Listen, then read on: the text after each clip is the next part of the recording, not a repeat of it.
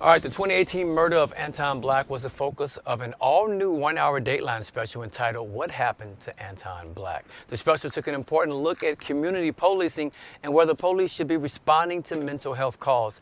It investigated the circumstances surrounding 19-year-old Anton Black, who died in front of his home in Greensboro, Maryland, when police responded to a 911 call back in 2018. Black's case didn't get much national attention at the time, but his story was revived in the wake of George Floyd's murder in 2020. His family filed a federal lawsuit accusing the police of using excessive force. They were awarded $5 million as part of the deal. Several towns must enact police reform. We've been screaming, we've been talking about this for years now. I feel like every week we talk about a situation on this show. You know, we talked about the numbers, the number 988. I want to make sure I remember that number. Yes, that they're trying to build and help and maybe give you an option to call instead of calling the police when it's not really that kind of situation. 19 years old, whole life snatched away, family changed forever.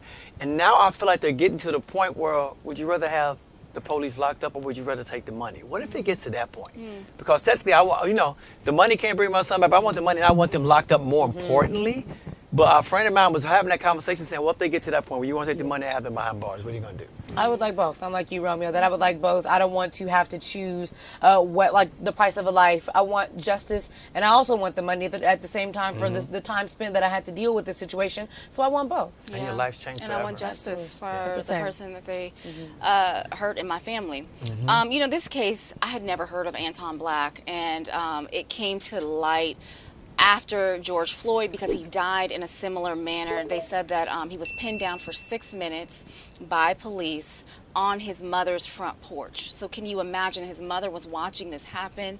They said that you know, he went unconscious, he died at the hospital, but apparently he was roughhousing with his 12-year-old neighbor when another neighbor called the police, and that's how police were called to the scene.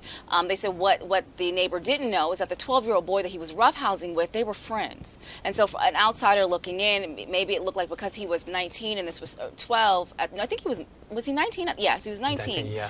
And the little boy was 12, that it kind of looked like maybe he was hurting him. But they said that they do that all the time. And so here we are once again.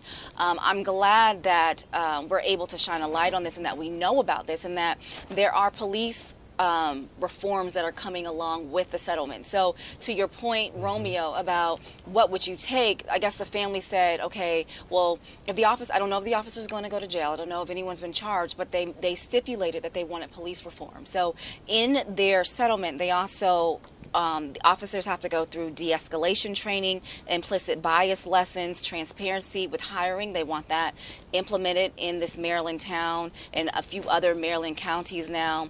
And so there are things, I mean, and I think that's a good idea. I never thought about that. So when you get your settlement, you can, you know, negotiate so that someone else's family doesn't have to go through this, if you can, you know. It's a point that I have to make, Mimi, because you are hitting some wonderful points here. When we watched George Floyd's death over and over and over, I remember just every single day was very gruesome. That's what I learned what the prone position was, where the knee is on the back. I had never heard of the prone position before. And I just, you know, everything happens for a reason. And we will always remember George Floyd's death. And that will go down in history as one of the most awful moments in our history to have to watch. However, it was for this family, I'm sure when this happened to them, they had no idea what this was, how to report about it, nothing, right? They're like, this has happened to my son. We don't know what just happened, right? So imagine seeing George Floyd's death and they finally can put a name to what they saw, right? And can put and say, wow, this is what happened to my family. Exactly. And so now they have, and I hope I'm making sense with this. Now they have something to hang.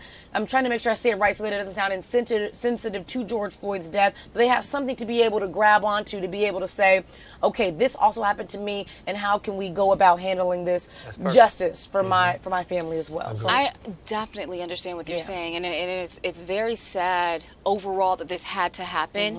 But if you pull back some of the layers, others. What it's doing is it's exposing other Yes. people who may not have known what to call it, who may not have had the exposure to get their story out now, that they can say, well, this happened to me in this very small town of Maryland, and this happened to my son, very similar to what happened to George Floyd. So in that sadness, you know, there's still more sadness, but there's also that layer where you can pull out and say, now these families are getting some justice. Yeah, Absolutely. my mom said since George Floyd, things have frustrated us and educated us. Yes, Unfortunately. absolutely.